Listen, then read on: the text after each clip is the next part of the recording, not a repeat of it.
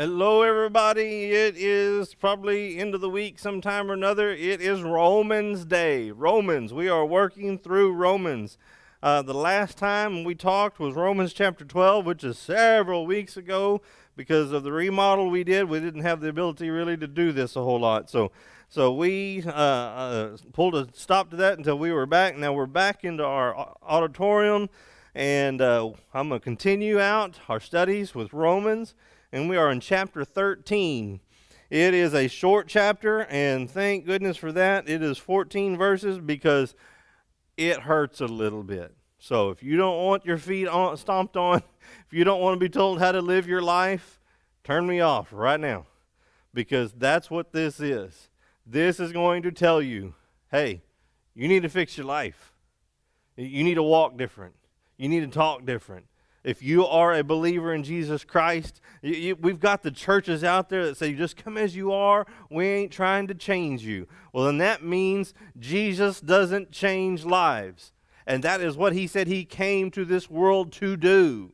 So if your life has not changed when you said you gave your life to God, then you didn't give your life to him, because he does not want you to live like you lived before salvation, after salvation. He does not. He makes life new creature, a different life. And this here talks about living different. So I'm just warning you. There you go. There's your warning. It's going to get tough. This ain't me. It's Scripture. Okay, here we go. Romans chapter 13. Hold on. Put your seatbelts on. Whatever you want to do, wherever you're at, because here's a tough one. Okay. All right. Romans 13. Verse 1, everyone must submit to governing authorities. You may not like your governing authority. Your governing authority also may be saying no to religion, or no to God, or no whatever. Now, please understand him when I read this. He is not talking about the governing authorities that tell you disobey God, don't believe in God, don't worship God. He's not talking about those, and watch, he will make that very clear. Everyone must submit to governing authorities, for all authority comes from God, and those in positions of authority have been placed there by God. That means even the presidents that you don't like. That means in the Chinese governments, or wherever the governments are that say don't believe in God, don't follow God, don't worship God, don't go to church. He put them there. The people over you in governments, he put there for a reason, for a purpose. To see if you're going to be faithful, to see if you're going to trust him or trust them, whatever reason. There are reasons God put the evil in place to bring him glory. To bring him glory. So all governments, all authority, you can't get more specific. You can't sit back and say, oh, we got to get rid of them. God doesn't want them there. All authority comes from God, and those in positions of authority have been placed there by God. So anyone who rebels against authority is rebelling against what God has instituted, and they will be punished. They will be punished. Did you realize that comes for those authorities that say don't go to church, and you go to church anyways? You will be punished. It's equality, ladies and gentlemen. If you're in a good government that says, hey man, you have the freedom to go to church, and if you're in another government that says, no, don't go to church, we're going to punish you if you do, those will both put there by God. And both will be blessed by God in how you stand up for God. If you have the freedom to go worship, and God will bless you. If you don't have the freedom to go worship, and you go worship anyways, you will be punished by them, but God will bless you. There is blessings in obedience to God. Okay, keep going. Verse 3. For the authorities do not strike fear in people who are doing right, but in those who are doing wrong. Okay, now listen. The governments that he puts in place, that are good governments are there for good purposes. He says, I set up the kings and queens for evil purposes and for good purposes. There are reasons for both sides that he has planned to fulfill his ultimate will, to fulfill his ultimate plan. But he's talking about the good ones here. He's talking about the good one right here, saying they are there to enforce good, not evil. They are there to punish bad, not good. And so those are the ones he's talking about. Those are the ones that he is telling us submit to. Submit to them. For the authorities do not strike fear in people who are doing right, but in those who are doing wrong. Would you like to live without fear of the authorities? Do what is right, and they will honor you. Speed limit says 75, do 75. They'll honor you. Hey, they'll wave at you as you go by. You don't want to do 75? They will chase you down and dishonor you, you know. Come on, people, understand. Do not who are doing right, but in those who are doing wrong. Would you like to live without fear of the authorities? Do what is right, and they will honor you. The authorities are God's servants sent for your good. But if you are doing wrong, of course, you should be afraid, for they have the power to punish you. They are God's servants sent for the very purpose of punishing those who do what is wrong. So you must submit to them, not only to avoid punishment, but also to keep a clear conscience. When they are asking you to do what is right for the safety of those you obey, when they are asking you to stand against God, to not worship God, those you have to stand against. We're seeing this play out in Canada, huge. A pastor being jailed because he wanted to have services. We ought to be praying for him in that church, and it was in California. I mean, it's happening around us. There are governments that are standing up against God, and we need to be ready to stand for God. But he's talking about good governments here, okay? He's talking about good governments here. Keep a clear conscience. Okay, verse 6. Pay your taxes, too, for these same reasons. For government workers need to be paid. You want to know, there is a Christian movement out there that says, oh no, I'm not going to pay taxes. Scripture says to pay it. Render unto Caesar what is Caesar's.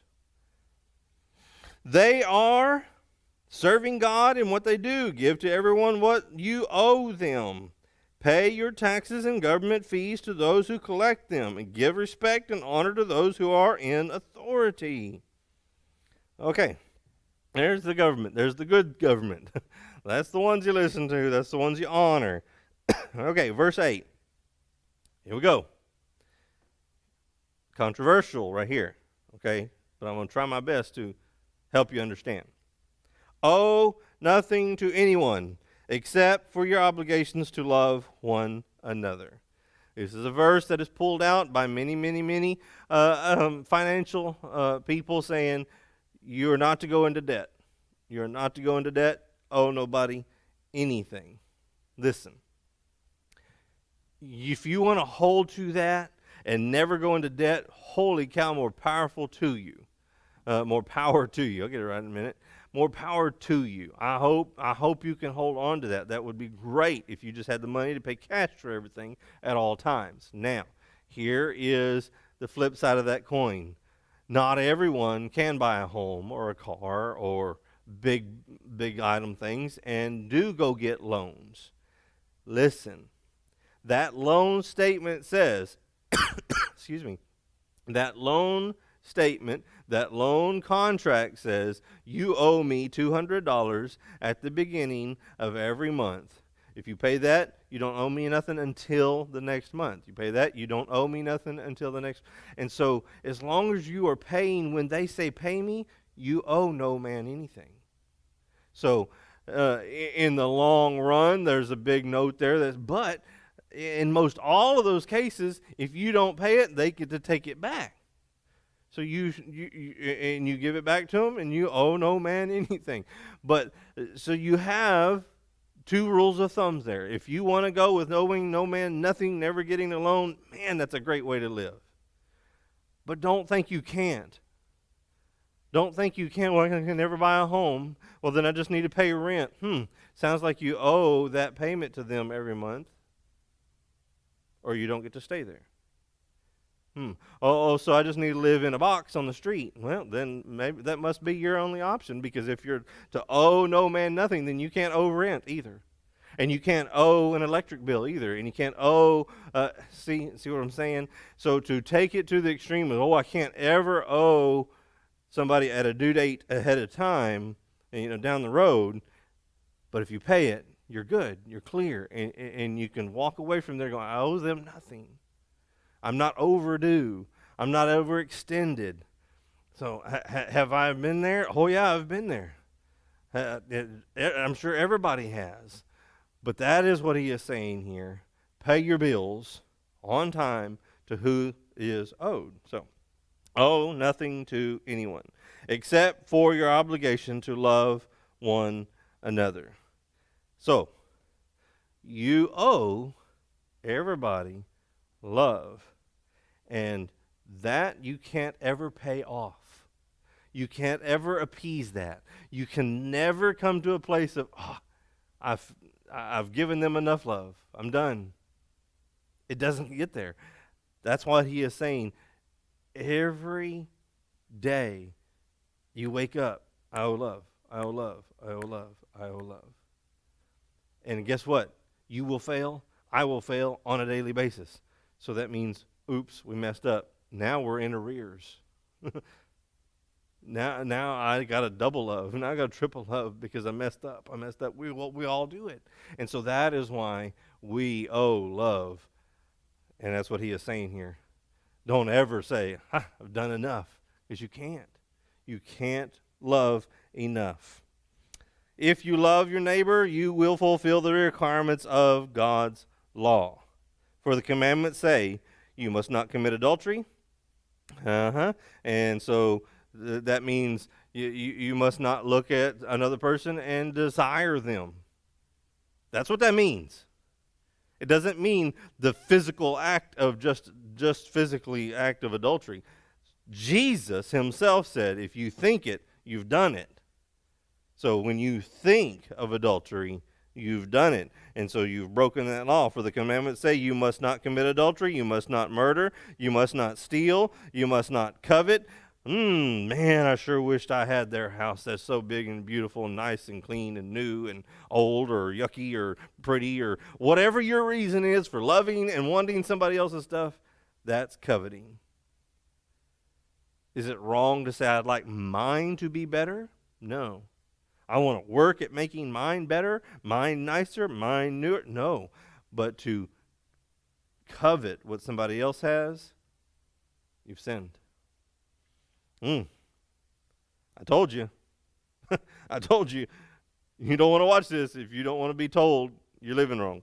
Okay. He's hitting everything. You must not commit adultery. You must not murder. Jesus said to think it, to hate. Oh, murder. Tough stuff. You must not steal. You must not covet. These and other such commandments are summed up in this one commandment. Love your neighbor as yourself. Love your neighbor as yourself. Would you steal from yourself? Would you commit murder on yourself? Would you commit suicide? Yes, there's people that do. But 99% of us, if not more, doesn't. That's why the population is so big, because we don't want to kill ourselves, and so in the same format, we shouldn't be killing others. Love your neighbor as yourself. Put them at the same level you put yourself. I want to eat, they need to eat. I want to have electricity, they need to have electricity. I want respect, they need respect. Ooh, ouch, that one hurt. That one hurt. They don't respect me. Do you respect them? ouch, I deserve respect just because of who I am and what I do. Do you give respect to them? Love them just like you love yourself. If you deserve respect, they do too. That one hurt, I know. I'm not going to apologize for it. So, you must not steal, you must not covet. These and other such commandments are summed up in this one commandment. Love your neighbor as yourself. Love does no wrong to others. So love fulfills the requirements of God's law. Oh my goodness. This goes beyond everything that you put around you and that you put into your life, that you put into other people's lives. You when it comes to drugs and alcohol, love the others like you love yourself. Love others like you love yourself. Oh my goodness. So love fulfills the requirements of God's law. If you love people, all of those things that thou shalt nots will not happen. Verse 11. Let's move on. This is all the more urgent. Why is this urgent? Why is it urgent to love people? Why is it urgent to thou shalt not? Not, don't. Why is this urgent? This is all the more urgent, for you know how late it is. Time is running out. Are you losing time with your people, with your family, with your friends, because you got something in your life you don't want to get rid of? Because you're not loving them. You're loving yourself more than them. But I want this. But I need this. I don't care. Excuse me. I don't care if I'm losing that time with them. And he is telling us, this is all more urgent. You need to start loving people more or the same as yourself. For you know how late it is. Time is running out. Wake up, for our salvation is nearer now than we first believed. These using two different terminologies here. I'm going to say this real fast here for just a split second. We use the terminology that I am saved, and we use the terminology that I am a believer. Well, this one here is using those two things as different. He is saying that when we first believed, when we first accepted Christ, we are believers. When we trusted Christ, we are believers. And salvation is when Jesus comes and takes us out of this world, saves us from this world, saves us from judgment. That is what he's talking about here. Time is running out. Stop loving yourself more than everybody else. Love others. That means if you need to get rid of something in your life so you can have time with them and love on them, then you do it, because time is running out. Salvation is about to happen. Jesus is about to pull us out of this world. And he's saying that is what you're doing. You need to love people, and you need to worry about the time that you have on this earth, because time is running out.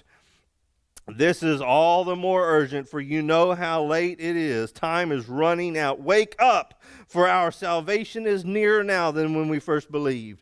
Every day goes by, you are losing time with people because you won't give up something, because you're loving yourself more. And he's saying, wake up, stop it, because you are a Christian, you are a believer, you did believe, but you're just not giving up.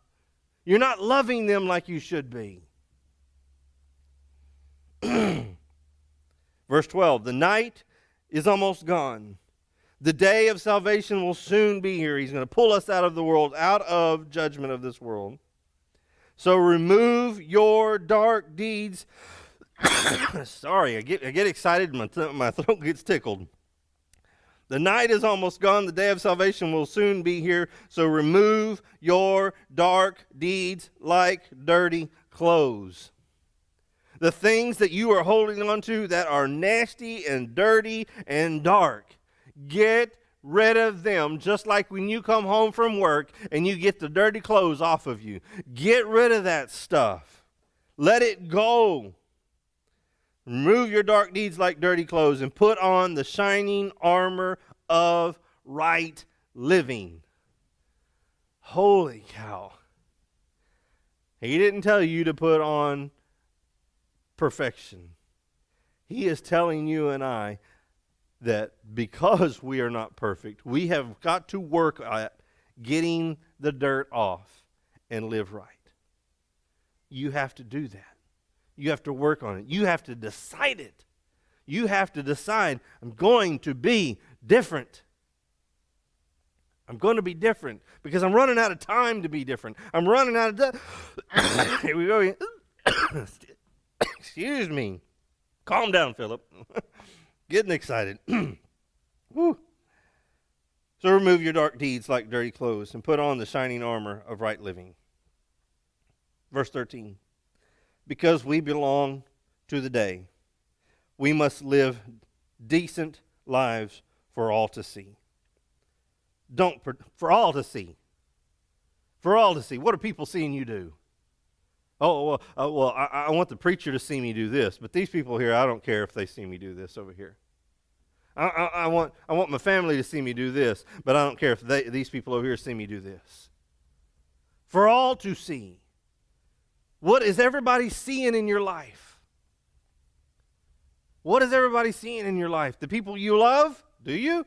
Love them as much as you love yourself then. Well, I need this, but they don't like it because it is bad, because it is illegal, because it's illegal against God, it's illegal against the laws of the land you're supposed to be obeying. Well, the laws ought to be changed. Well, they're not yet, okay? I think some of you understand where I'm going with that. They're not. So do it legal. Get your relationships right with God by being legal and being right with God and get your relationships right. Live decent lives. He says that. Remove your dark deeds. Verse 13. Because we belong to the day, we must live decent lives for all to see. All to see. Not just certain people. Oh, well, they're my family, they're my friends, so they should love me anyways. Yeah, but they don't have to like what they're seeing, and they don't have to be a part of it. They don't have to be a part of your yuckiness life. They can love you and watch you destroy your life, but they don't have to be a part of it. They don't have to let it into theirs. So for you to even think and ask that is where you're messing up. For all to see. That's tough words right there. Live a life that all to see it.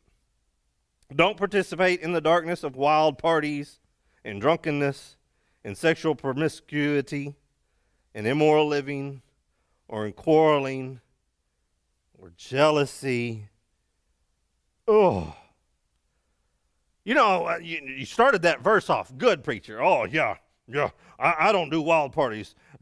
Don't participate in drunkenness, in the darkness of wild parties. I don't do that, man. I don't. But and drunkenness. No. I have my beer, but I don't get drunk, and I'm doing strong. I'm doing good here. Keep preaching, preacher. Or in sexual promiscuity. Oh, I don't mess around like that. Oh, really? What happens up here? Well, preacher, we don't talk about that. If I don't tell you it's going on up there, well, then it's not going on up there. I'm living a good life. Yeah. So who's the judge? Me that you're not telling what you're thinking, or the one that made you and knows what you're thinking? Sorry, that hurt again too. Or sexual promiscuity. Yeah. What are we thinking?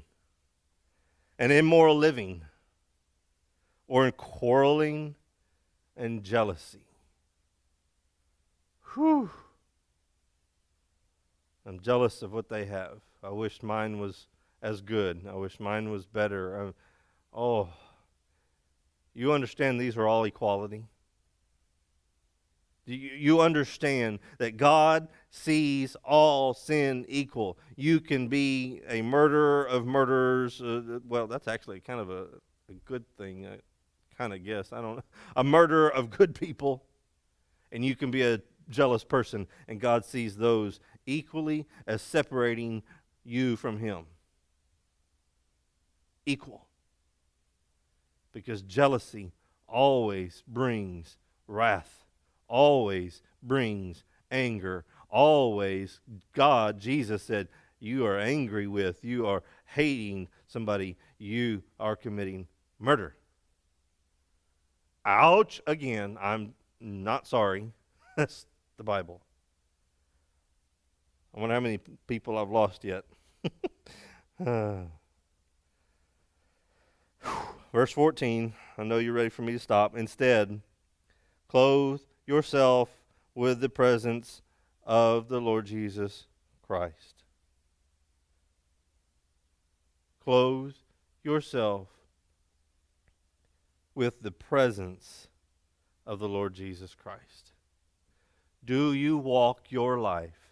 Do you live your life expecting and knowing that Jesus clothes you, that Jesus is there everywhere you go, that all see Jesus in your life? Do you live your life that way? Last, and don't let yourself think about ways to indulge your evil desires. Okay, I'm just saying, that's going back to the jealousy. That's going back to whatever, to the money. That's going back to the cars. That's going back to the houses. That's going back to sexual temptations and desires and wants and needs and all. Don't let yourself think about ways to indulge your evil desires. Well, I'm not doing it, but are you thinking it? Because thinking it's the same thing.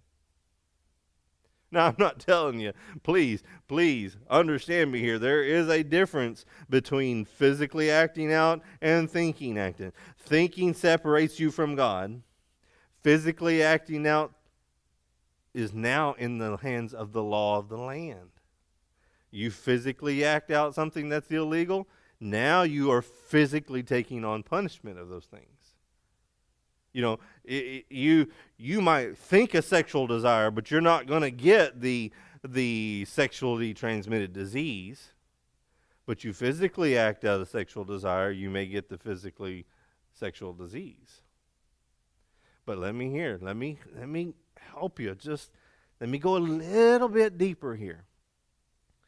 Physical sexual sin, physical sexual response. Transmitted diseases. Mental sexual sin also brings on mental sexual diseases. Did you know a sexual addiction or disease is as debilitating as drugs? It's a fact. It's an actual fact. You have a sexual temptation, addiction, disease. It controls the chemicals in your mind just like drugs do. Just thought I'd throw that one out there. We can't get by with going, oh, I wished I was doing that, because it causes the same addictions that even a physical can do. That's why he says, don't let yourself even think. You see the nice-looking man walk by that's ripped and muscles in his earlobes, and, ladies, hey, good-looking man? Okay, stop. Don't take it no further. It's okay. It's okay to see somebody pretty. That's okay, because that's normal. There's pretty and there is ugly. Trust me, I know there is. There's nothing wrong with that. It's what you do with it afterwards. Men, the same thing. I'm not preaching at just ladies. Men, the same thing. Pretty lady walks by, pretty. Go the other direction. Don't let your eyes control what you're thinking. Guys, Job talks about, I have control of my eyes. Eyes, you don't have control over me. So you guys, you out shopping and this half-dressed pretty lady on this aisle, turn yourself around and go down another aisle. Don't let your eyes have control. Don't let them. Don't let yourself think of things. Told you it wasn't going to be an easy message. Romans is tough. Romans is a great, great book. I have been so thrilled to teach it and work through it with y'all. I hope you've enjoyed it. Like I said, it's been a while since I've taught, so if you need to go back and catch up, back up, and go, oh, this is what we're at, this is what we're talking about. Romans, the book of Romans was the writer Paul to the Roman church. In other words, the Gentile church, us, So there you go. Tough message, but truth. Why? Because we're in the last days. He says, you're running out of time. So it's time to get stern. It's time to get strict. It's time to say, this is how we need to live our lives because we're running out of time. That was his words today. So thanks for watching. Hope it was a blessing. Let me know you watched. So you may be following certain books that I'm doing because I'm doing a Revelation and I'm doing Romans. Maybe you're not doing Revelation. Maybe you are doing Romans. Hey, let me know. Put a post on Facebook, on our app, on YouTube, whichever one you're watching it on. Say, hey, let me know. Say, hey, we'll watch that preacher. I'm glad you're back. Or that was stupid, preacher. I hate that you even talked about that. That one hurt too much. I wish, whatever you want to say, I don't care. If it's a bad one, I'll just take it off. I'll just delete it. I don't care. I don't mind. But at least I know I'm touching somebody, whether it be a poke or if it's just a little nudge, whatever it is. I'd like to know you're there and still there watching and listening. So let me know. Just say, hey, preacher, listened. Good message, bad message, whatever. Just say, hey, we're out here. Hey, and if you're not here in Freer, maybe you're somewhere else, just say, hey, I'm here from wherever, Kalamazoo. That was my sister's thing, by the way. I was the youngest of a bunch of 4 other siblings, and my sister was 10 years older than me, and I always looked at, where are you going? And her answer was Kalamazoo. Leave me alone. Get out of here. And so she went to Kalamazoo a lot in my lifetime. So if you're in Kalamazoo, let me know. So I know somebody went to Kalamazoo. So anyways, sorry, boy, that was a rabbit trail. We have fun here. So, all right. Thanks again for watching. I hope you're blessed. If you need anything, please let us know. We are here. We are alive. We are thriving. We are doing well. We want to bless you. We would love to see you here on Wednesdays, Sunday mornings at 9 o'clock on Sunday mornings. If you want to come have breakfast here, bring your own breakfast and just fellowship. And sometimes we have breakfast here. The 9:30 is Sunday school hour, and we have different age groups. We've got the adults and youth and this and that and the kids in the nursery. And we've got it. Just come on out. Come see us. 10:45 worship service. The Wednesday night, the Sunday mornings, man, it's when you break off and you're in little groups and you get to and let people know your needs, and you get to hear their needs. Let people know your strengths, and you get to hear their strengths, and back and forth. Don't miss those hours. Those are so important. It is so important. That, of course, the house of the coming together at 10:45 and everybody lifting their voices up in one unison of praise and honor and glory to the Lord Jesus Christ.